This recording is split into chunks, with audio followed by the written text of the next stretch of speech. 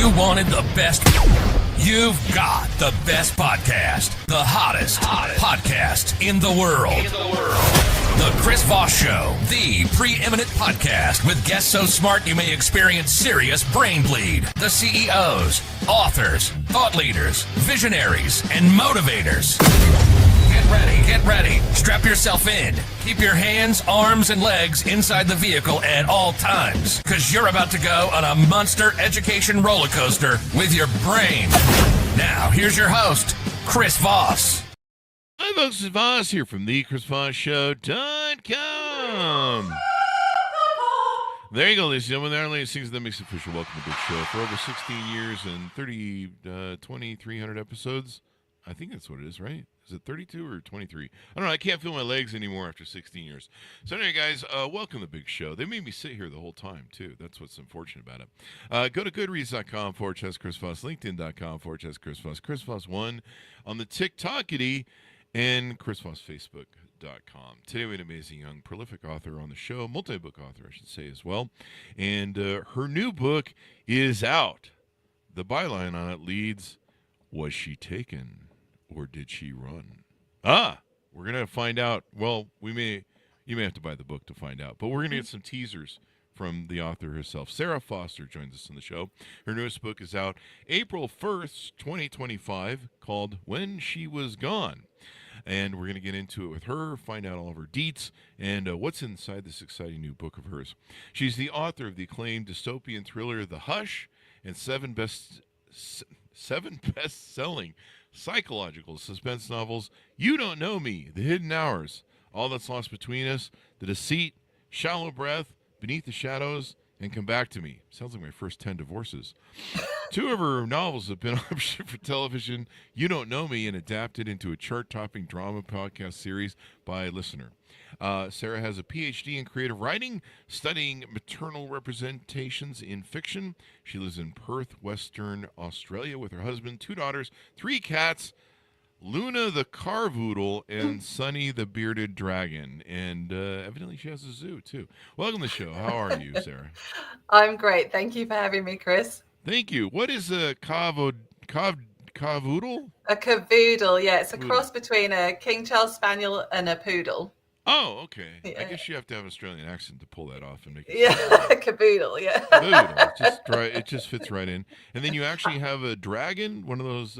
Yeah, he's pretty small, like a bearded dragon. Not like the ones you get there with the big chunky ones. Ours is tiny. Oh, okay. So, yeah. There you go. Well, it sounds like you need to get more. There's plenty of animals there in Australia. So yeah. Feel free to fill the home.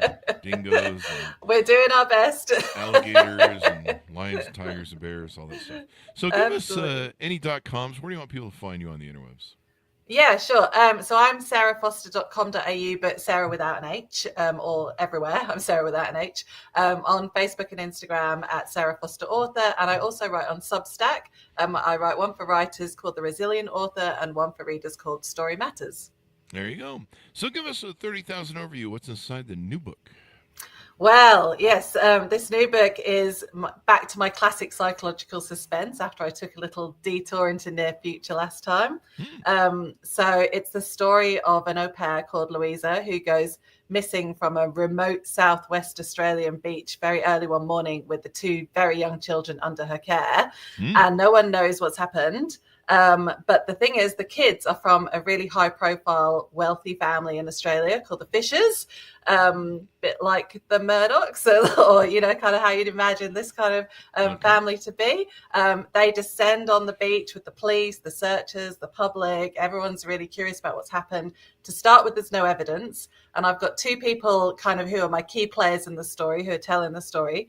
The first is the old detective who's on his last case, had a brilliant career, doesn't want anything to mess it up, and he's in this scenario now, doesn't have a clue what to do and where to go to start with because the evidence just isn't there. And then the second person is Louisa's estranged mother, Rose. And Rose is also a former police officer. So she comes over. She hasn't seen her daughter for a while, but loves her very much. Wants to help, sees holes in the investigation, tries to run it herself. So you've got the wealthy family, the detective, Rose, all trying to find out what's happened. And in the middle of that, they suddenly find a really disturbing piece of evidence on the beach. And then it becomes really clear that they're in a race against time to actually get Louisa and the kids home safe. Oh, what could go wrong? There you go. Oh, there's a lot. There's a lot that can go wrong. So, what was the idea that brought you to this concept of the book to write about this in such a way? Well, funnily enough, it was from a conversation I had with one of your previous guests, Deborah McTiernan, who's really? also a writer who lives in Perth, and she's a very good friend of mine. And we were saying, oh, what could we do that would set stories in Perth? And I went away and thought about that. I was like, oh, an au pair would be a really good one because they're not with anyone, they're right away from family, friends, kind of quite vulnerable in a way. And then, of course, as a writer, it's all up the stakes. What would make that more interesting if she worked for one of the most high-profile families in Australia? What would make that more interesting if she went missing with her kids? And you just start from there and keep going and constantly trying to add a bit more in as to how the story will be juicier. And so I took it from there. Yeah. You're really punishing this character, or maybe the other people in the book. I don't know. Yeah. Sounds like you're We're very on everything. to our characters. throwing everything in the kitchen sink at them. Let's see how can make their lives more miserable. There you go. But then we try. Sometimes we rescue them, and sometimes we don't. So it's the life of a crime writer. This just in, folks. It's tough being a character in Sara Foster's book. It certainly is. Now you have a I think about 7 or 8 other books. How many books do you have there? Yeah, this is my 9th book, although one was a novella, so I say that's a half at times. But okay. Yeah, I've been doing this for a while. So my first one was published in 2010, and I've been lucky enough to have a few of them published in America now, and a few more to come. So, yeah. Yeah, and you're very popular. People love your books. They love reading them. They love doing all the things with them. Yeah, they've really hit a groove with. I kind of do a blend of crime and and go into psychological suspense. So someone described them recently as thrillers with a little bit of heart, and I really like that because I often look at how the character motivation quite deeply, and I often go into some kind of deep thread in the background of the story. So in this story, I'm looking at the kind of wealth, power, and control issues around the Fisher family, but also I was looking at different types of violence. So from the kind of violence you would normally expect in a crime book, but much more subtle emotional violence as well, and how it sort of interplays, and one leads to the other, and the different threads of violence that run through the story were really good to dig deeper as well into. There you go. What did you find most intriguing about the story? What was it? Trying to get into the mindset of this wealthy family, I think. So just obviously when you don't come from that background, you've got to do a lot of research, just watching things and reading things, and just trying to get into the mindset of how differently they would think about being able to come and run a criminal investigation. So most people would be very deferential to the police, but because they're used to the power and control, they're not at all. And they just think, well, this is what we're going to do. They immediately announce there's a $2 million reward, thinking that's a great thing to do. But for the police, it's a nightmare because it brings everyone who is wanting the money to come and look as well. So there's that interplay between the police and that family was really intriguing. Yeah, that's interesting. Yeah. Now this is a standalone from your other books, right? There isn't a series that this is part of? No, all my books are standalone, in fact. So I haven't got to a series yet, although I'd love to. There you go. You kind of have to it kind of has to come to you, right? You kind of have to feel it and stuff, as it were, I guess.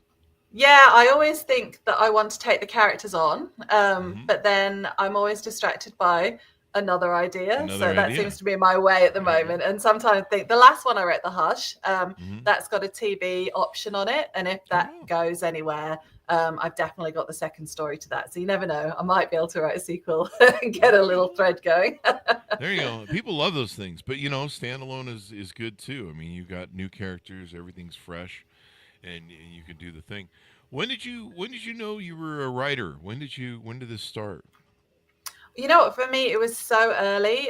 So I remember always wanted to be a writer, loving reading from when I was very little. And I've even got a book that I wrote in at school when I was about 7, and it had Oh wow. bits you could fill in, and then what do you want to do when you grow up, I put author. So it was very early on. But I have to say that I lost my confidence. I had a dip in my teens and my early 20s where I thought, oh, I don't think I can do it. You know, it looks much harder than I thought when I was a child. So then I decided I was going to work for a publishing company instead. And I worked for HarperCollins in London, and that really kickstarted my career in books. And I got to hang out with some uber famous authors and just see how it all worked, and slowly got my confidence back to try writing again. Yeah, you were like, this isn't hard at all. No, I'm just kidding. It's difficult to write a book. I don't mean It's so tricky, yeah. It's and even if you've done it 9 times, I'm working on my 10th right now. Yeah. It just never gets easier. It's annoying. Yeah. I mean, but that's why, that's the great thing about why people respect authors so much. Like when I first became an author, like everybody who knew me was like, "Oh wow, you're kind of smart," and I was like, "You guys have been with me for 50 years. Like, when did you think you guys are just now figuring out because I put in a book?" It's just so annoying. And it's like, you're smart now. You have a book. Yeah, and so it's funny how people are like that. But when you write a book, you do realize how hard it is to, especially with the editing part and all that crap. Um, I'm not a lover of the editing part. Yeah. But it is necessary. I do understand the function of it. It's just when they tear out 50,000 words that you wrote and then tell you to go write 50,000 words. Like, why don't you go fuck yourself? I put blood, sweat, and tears in those 50,000 words, and now you're just like throwing them away. So the hell with you people. Anyway, so you as you grew up, you went to work. When did you write your first book? Other than this one you did at 7. So funnily enough, the first book that I started writing in my early 20s was called Beneath the Shadows. It actually ended up being the second book I published. So I started writing that. Then again, lost a little bit of confidence. It's actually really hard to finish a fiction book. And that's where a lot of people lose their way. You get into that messy middle and you can't figure it out. And so you just lose interest and lose motivation. That happened to me a little bit. And then I started writing Come Back to Me, which was my first published book. A bit further down the line, I had that idea, decided that I was going to take some time off work and really put everything into finishing that book, and managed to do that, and then send that one out to the industry in Australia, who were really receptive, because luckily a lot of them knew me because I worked as an editor in the industry as well. So I was lucky to get a break that way. And then Beneath the Shadows then came back to life as the second book in my publishing deal. Wow, there you go. And people love them. They order them up. I see all the reviews on the Amazon and all that good stuff. What's the future hold for you? Is there any other books you're cooking? Yes. So at the moment, I am working on a new crime thriller, which I'm trying to incorporate some Agatha Christie motifs in there. That has proved quite a big challenge, actually. So I decided I was going to put 2 Agatha Christie plays inside the book, and my characters would be performing these plays.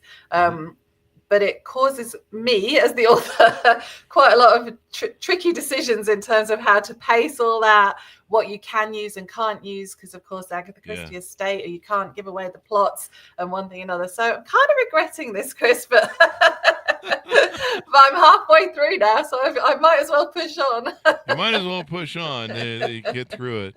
Yeah, I mean, it's all problem solving when it comes down to it, really. Okay, well, how do I solve this problem and make this work? And you solve one puzzle and move on to the next. I think it's pretty much what life is. People should have just called it problem solving or problem surviving, or survival of the fittest, I suppose, maybe, instead of the other. But what can you do? Well, I think people are going to be excited to pick up the new book and find out more about what you got going on. And what do you like about psychological thrillers? What draws you to them? What do you find motivates you in that? I love not being able to guess where the story is going. So I also love people that really get inside the head of their character. So Gillian Flynn is a brilliant example of that with something like Gone Girl, where she was really able to get inside that husband and wife relationship and play with it.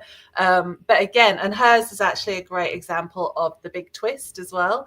I like it when authors can surprise me.